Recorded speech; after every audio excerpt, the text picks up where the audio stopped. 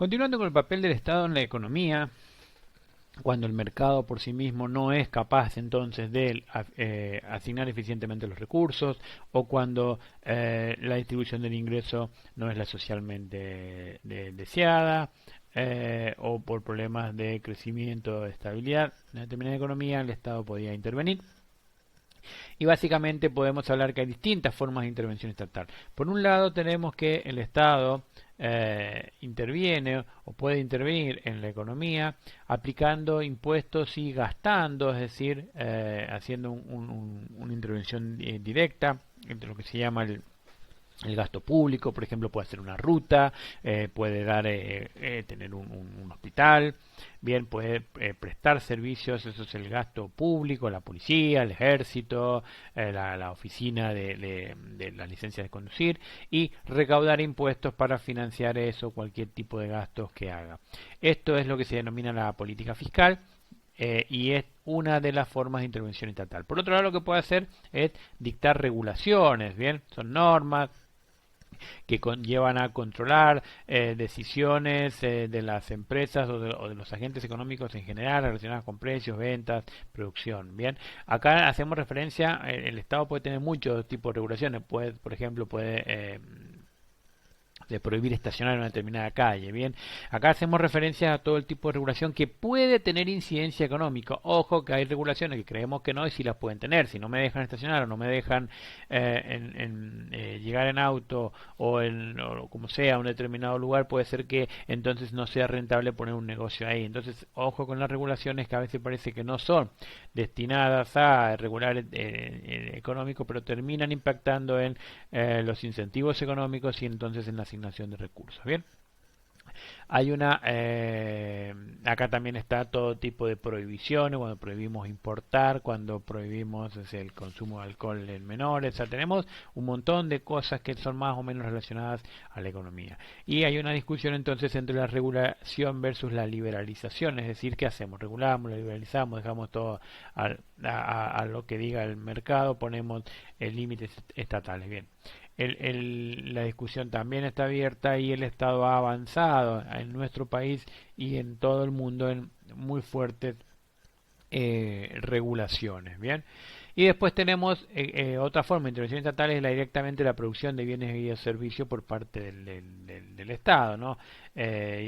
Con distintos tipos de bienes. Acá podemos pensar en el YPF, ARSAT, los ferrocarriles, o servicios de otro tipo, ¿no? Cuando una oficina de asistencia a las exportaciones, por ejemplo, también es una intervención estatal pagada. En este caso se anota acá, pero es el Estado, se anota acá porque es un gasto, pero el Estado estaría produciendo un determinado servicio. Bien, entonces las fuentes de intervención estatal son amplias y tienen distintas formas y motivos. Veamos la intervención estatal por lado de los gastos y de los impuestos. Bien, dijimos, el gasto es el gasto público, todo lo que hace el Estado, en lo que el Estado gasta, el personal que contrata, las inversiones que realiza, la obra pública. Y los impuestos es lo que le cobra a los agentes económicos para financiar ese gasto público. Esto en definitiva entonces es la política fiscal. El sector público argentino consolidado gasta aproximadamente un 40% de lo que produce ese país, por lo menos si era en el año 2019. ¿Qué es el sector público consolidado? Es el gasto de los tres niveles estatales, es decir, todos los municipios del país, todas las provincias, más Cava, más el Estado Nacional. El gasto de todos ellos sumados es aproximadamente el 40% del PBI. Ojo, porque no es que del PBI sacan el 40% para gastarlo, sino que muchas veces, una gran parte de ese gasto es lo que hace que también aumente el PBI, ¿no? Pero una vez entonces que medimos todo ese PBI, que tiene distintos orígenes, el 40% corresponde al sector público consolidado. Y dentro de eso, bien, dentro de eso, cuando uno ve sumado todo, nación, provincias, municipios, lo primero que ve es que en el caso, cuando uno ve las 24 jurisdicciones y las 23 provincias más Cava, el principal gasto que tienen las provincias es en personal, ¿de acuerdo? de ese consolidado, casi la mitad de lo que gastan en su conjunto todas las provincias lo gastan en personal. Y los municipios también tienen como principal gasto el pago de personal, y también es más o menos la mitad de lo que gastan los municipios consolidados de todo el país lleva en personal. En cambio, la nación como principal gasto tiene el sistema de jubilaciones y pensiones, y después aparecen las transferencias que son cuando no hay una contraprestación. Acá tenemos el sistema de educación público, también hay transferencias al sector privado, también hay transferencias en el comercio internacional. Acá están todos los subsidios, bien, etcétera. Entonces, para el Estado Nacional, jubilaciones y pensiones, y después las transferencias se llevan una parte importante, algo así como casi el 65% del gasto de la nación responde a jubilaciones y pensiones y transferencias a distintos sectores. Recién después viene el gasto en personal. Entonces, para el Estado Nacional, el gasto personal en salarios, digamos, en personal, tiene un peso mucho menor que para los municipios y las provincias. Todo eso sumado es el 40% de nuestro PBI. Y los impuestos son las obligaciones de contribución para los ciudadanos. Hay muchas formas dependiendo el caso. Bien, ¿quiénes cobran impuestos? Bueno, los estados provinciales y el Estado Nacional. Los estados provinciales, los impuestos provinciales, ingresos brutos, sello, automotor inmobiliario, los más conocidos. Y el Estado Nacional, IVA, ganancia, el impuesto solidario que tenemos ahora sobre la compra-venta de moneda extranjera, los débitos y créditos bancarios, bienes personales, derechos a la importación o a la exportación, por no nombrar los impuestos más conocidos que cobra el Estado Nacional. En principio, los estados municipales no cobran impuestos, sino que los estados municipales lo que pueden hacer es cobrar tasas y servicios que están asociados a la prestación de algo. Por eso se cobran el famoso ABL, alumbrado, barrio y limpieza en Buenos Aires. Acá sería la tasa municipal, la tasa de alumbrado público, etcétera. Porque en principio, bueno, porque hay algunos grises donde suman, empiezan a cobrar por cosas que no son de prestación directa. Por ejemplo, los municipios no pueden cobrar impuestos, entonces no te pueden cobrar por pasar por una calle, pero si te dicen que no, te estoy cobrando por mantenerte en la calle, bueno, entonces hay un gris que no sabemos bien exactamente qué es lo que están cobrando, pero en principio esta es la distribución de cómo serían los impuestos en nuestro país. Una cosa importante cuando hablamos de impuestos es hablar de la incidencia de los impuestos, es decir, una cosa es sobre en la cabeza de quién cae el impuesto, esta cosa quién realmente termina pagando ese impuesto, si quién soporta la carga de un impuesto entre los participantes de un mercado. Esto tiene que ver también con los funcionamientos de los mercados, etcétera. Supongamos que le ponemos un impuesto a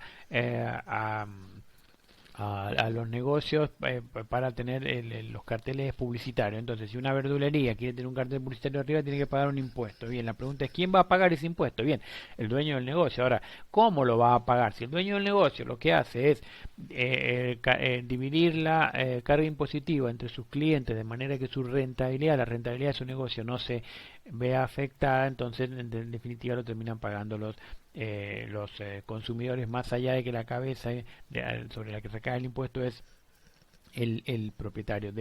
A mayor competencia, menor posibilidad de traslado, entonces los precios los bienes finales, y a menor competencia sí, bien, pero hay que estudiar, y es muy polémico esto de quién termina realmente pagando los impuestos, cuál es la real incidencia sobre compradores y vendedores.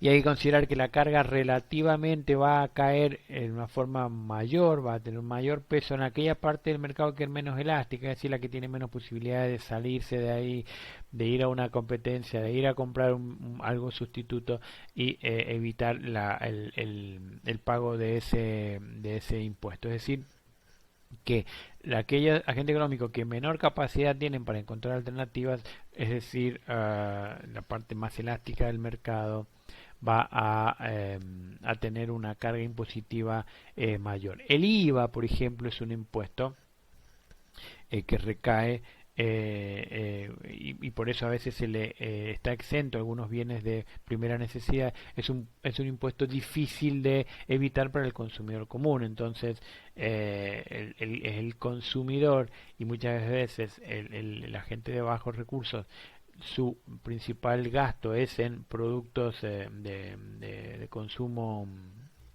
primera necesidad y terminan pagando el IVA, es decir, que terminan pagando mucho más que personas de mayor poder adquisitivo. Esto es ya lo vamos a ver enseguida, la regresividad de los impuestos. Entonces, acá lo que hablamos de los impuestos y de la eficiencia, es decir, eh, en cuanto distorsiona la asignación de recursos, es decir, las decisiones económicas por parte de los agentes económicos un determinado impuesto y en cuanto ayuda eso a la eficiencia en la intervención estatal. Entonces dijimos, esto es lo que estábamos hablando recién, cuando hablamos de impuestos hay que considerar esta situación de los impuestos y la equidad horizontal y la equidad vertical. Es importante entonces hablar también en esto de la equidad, de la incidencia de los impuestos sobre la equidad. Se habla de la equidad horizontal y la equidad vertical. La equidad horizontal es esta idea que nos dice que personas que se consideran esencialmente iguales en términos de capacidad económica deberían pagar los mismos impuestos, y la equidad vertical establece que contribuyentes con eh, capacidad mayor para pagar impuestos deberían pagar cantidades más elevadas y alícuotas más elevadas. Entonces, en la vertical sería quien tiene más que pague más, quien tiene menos que pague menos. En la horizontal sería que individuos esencialmente iguales deberían pagar los mismos impuestos y estar tasados, digamos, con la tasa en la tasa impositiva.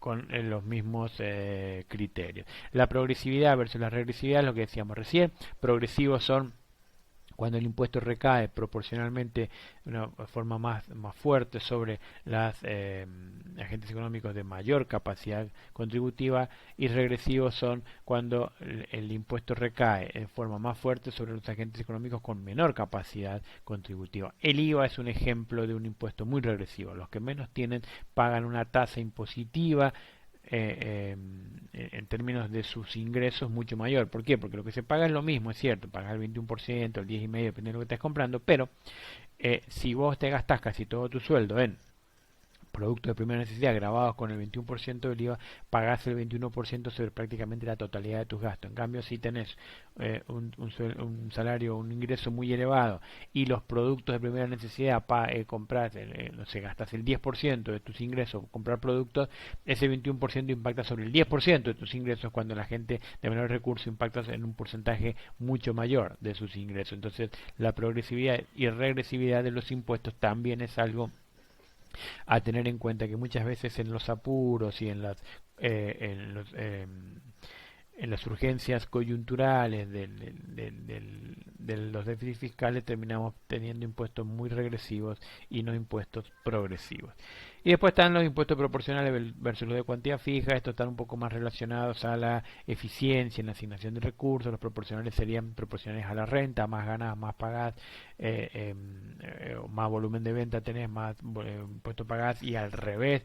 Los impuestos proporcionales también pueden funcionar como estabilizadores automáticos, es decir, cuando va bien pagas más impuestos, cuando va mal pagas menos impuestos. Los de cuantía fija son impuestos que se pagan independientemente de los niveles de actividad, y sino que son cantidades fijas, y esto después lleva entonces a que habría que estudiar cuál es la incidencia y porcentualmente el impacto de ese impuesto. Bien, en cuanto a la regulación estatal es otra de las formas en que el sector público puede intervenir en una economía, y tenemos un amplio abanico de regulaciones. Básicamente son normas destinadas a controlar decisiones de los agentes económicos privados. Cuando hablamos de regulación, ¿por qué regularían? Bueno, una de las cosas que mira el sector público es el poder de mercado. Cuando hay monopolio o alta concentración en algunos mercados, suelen haber leyes antimonopolio, anticoncentración, pro defensa de la competencia, entonces hacen que se regule para defender la competencia. Después otra cosa es si esas regulaciones son exitosas o no. Las economías de alcance, a veces conviene que pocas o alguna empresa produzca determinados conviene en términos de beneficio económico, ¿no? Una familia de productos más y los beneficios económicos serían mayores que la eficiencia social, por así decirlo, que si distintas empresas producen distintos productos de esa familia. Aquí en las economías de alcance tenemos clásicamente las empresas de telecomunicaciones, ¿no? Se supone que si a la casa de uno llega un solo proveedor donde te da de televisión, teléfono, internet, todo junto, sería más barato cada una de esas, el conjunto que la suma de cada una de esas partes si contratas a tres proveedores distintos, ¿bien? Pero esto choca con el poder de mercado, entonces siempre acá hay limitaciones y muchas regulaciones muy fuertes. La defensa de la competencia, como decíamos, se interviene para que no se cope el mercado y no se establezcan condiciones monopólicas u oligopólicas que van en desmedro, digamos, de los intereses de los consumidores. Hay muchas regulaciones que han ido sumándose en el tiempo con respecto al tema del medio ambiente, lo que se puede contaminar, lo que no se puede contaminar, el cuidado de los bosques nativos, la tragedia de los incendios en los montes, que en realidad muchos son intencionales para después usar esa tierra porque las leyes no permiten desmontar, entonces pues si se quemó si se permite. Bueno, hay muchas regulaciones respectiva al medio ambiente. Recuerden siempre que la ley echa la trampa y hay que estar muy seguro y muy finito de la eficacia de las regulaciones. Y ya vimos entonces los casos de externalidades y bienes públicos que también llevan a regulaciones. Por ejemplo, en el caso de externalidades prohibís tomar y manejar. En el caso de los bienes públicos, el Estado es quien directamente interviene proveyendo estos bienes que el mercado no está en condiciones de proveer. Estas entonces son las principales fuentes de ideológicas de la intervención estatal. Vivimos en una época en que todo el mundo tenemos una presencia muy fuerte del Estado y no pareciera a corto plazo que esto fuera a cambiar.